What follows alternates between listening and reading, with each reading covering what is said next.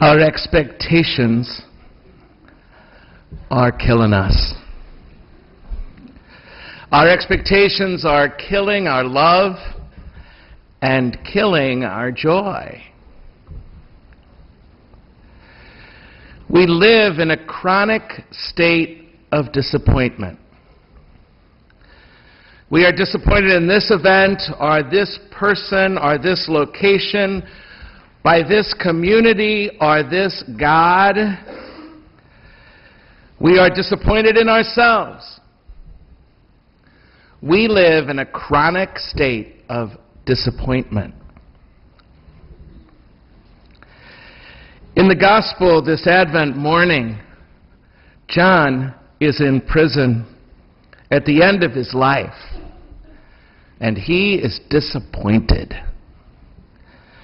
This wasn't the Messiah he expected.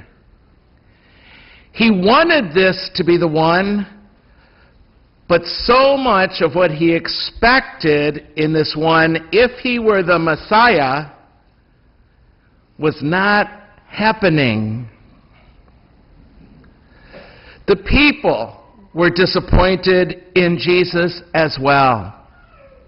His very humanity was getting in their way. He wasn't doing it the way they had always dreamed the one who would be their Messiah would do it. This was a crisis of faith in John, and a crisis of faith in the people. But really, it was a crisis of expectation. Their expectations were not being met, and therefore this deep disappointment. They were disappointed in this Jesus, as opposed to the one they thought he would be. This crisis of expectation led to a crisis of faith. I see it all the time. I see it when marriages get in trouble, that this wasn't what they expected of marriage. It was supposed to be more thrilling and more joyful and way more extraordinary than this. And so they start to get restless, usually one before the other, but they start to get restless, and the disappointment turns into resentment. And then I get an email like this, just this last week. I need help. I've been married for 7 years, and this is not what I thought it was going to be. I find myself constantly resentful of my wife's weaknesses. What can I do?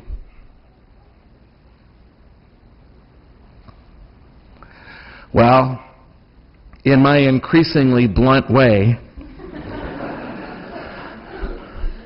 I wrote back that night, when your expectations can only be met by a God or an angel, you're going to be really disappointed in her. Did you even stop to think, I wrote, before you got married, that your choice to marry her was really the choice to marry not an angel or a God, but a mortal, a fallible, limited, mortal human being. And mortal means she will have weaknesses. She will not meet all your needs. She will get on your nerves. She will fail you, and she will misunderstand you, and she will have eccentricities, and she will make mistakes, and she's going to say and do some really stupid things. Not only that, but she'll be sick, she'll be wrong, she'll have emotions that are out of control, or just be plain old crabby on some days. And what's more, she will die. Now, tell me, do you want to marry a mortal, or do you want to marry an angel? Do Do you want to marry a human being? Or do you want to marry a God?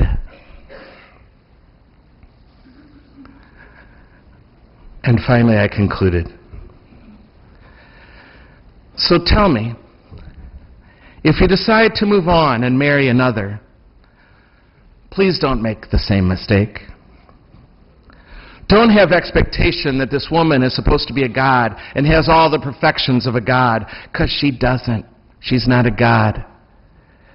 Decide now that marriage is a partnership with this mortal for life.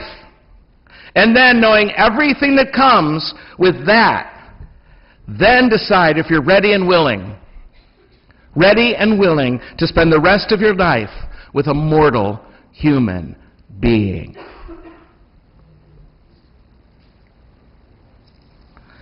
So is it with all of our relationships, with any given community in religious life or in any particular church, with friends, with particular friendships, in our jobs, in our careers, in our vocations of all stripes. And so was it for the people who believed in Jesus, who kept bumping into his humanity, who kept bumping into his limitations and his finiteness and his mortality. That's why Jesus says in this gospel this morning, "Blessed are you who do not take offense at me." That's who I am. I try my damnedest and get exhausted and resentful in the trying, but I am human and I will always, always, always disappoint you. Can we just be honest and clear this up right now? The people sitting around us are mortals, finite, limited, and sometimes stupid. And so is that one you saw in the mirror this morning. I have found for 36 years as a priest that a priest up here can get bigger than life. And then you meet me.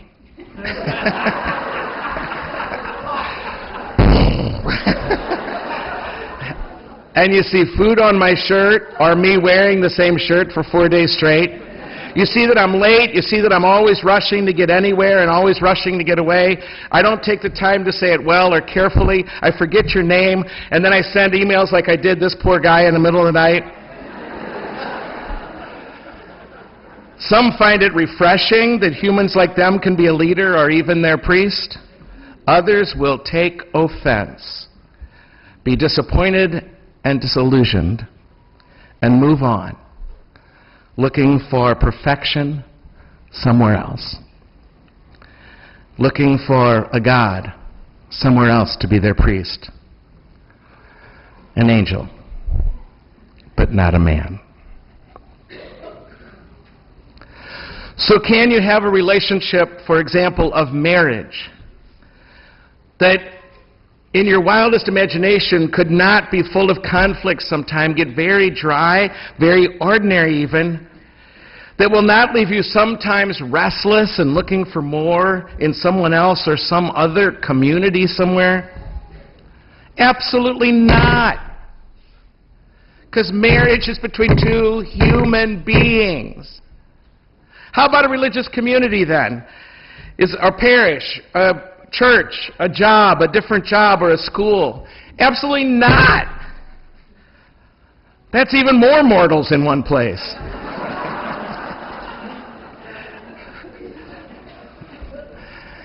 And how about your relationship with yourself? Are you chronically dissatisfied with who you are and how you are performing? So much so that it really does get you down sometimes. We also can fall into that lie that we should be perfect, that we should be angels and not human. Christmas assures us that God has taken humanity to God's own self. That God uses my humanity and your humanity and the humanity of all those people you live around all the time. That God uses humanity to show God's own face to the world. God does that now, and God did that for the first time 2,000 years ago in this Jesus. But even then and still, his humanity got in their way. So much so that this Jesus had to say to even his cousin and friend John, his mentor, "Blessed are you who do not take offense at me. Blessed are you who don't let yourself be offended by my limitations and my understanding of life." But we could all say that to each other, couldn't we, at different times? Couldn't parents say it to their kids? "Blessed are you when you're not offended by my humanity." Couldn't we all say it to each other in a parish or in a community of faith? Couldn't all executives say it to their employees? And couldn't we all say that to non-believers who we'd love to inspire, but still they're offended by our limitations, our weaknesses, our stupidities? Couldn't we say that to other denominations? "Blessed are you who don't take offense that we don't really get this right now. Blessed are you who do not take offense at me." Which is to say, gosh, I really hope my limitations and my sins don't get in the way of your love and your faith.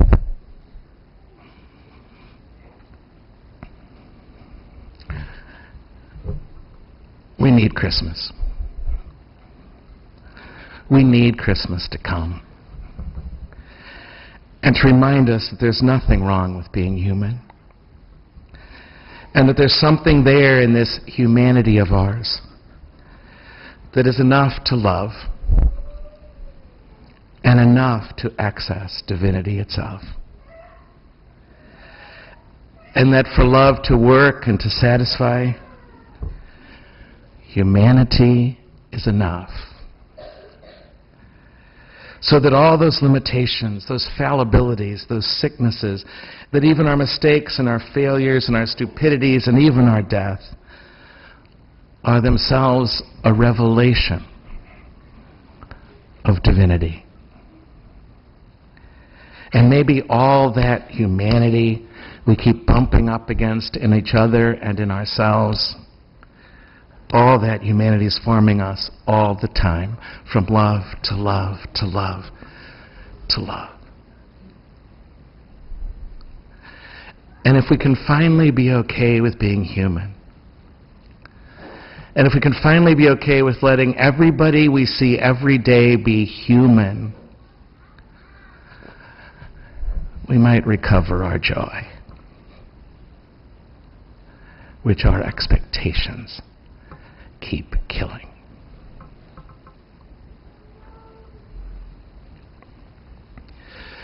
Blessed are those who do not take offense at me, is something we could all say. Or even better, sorry, didn't mean to be human.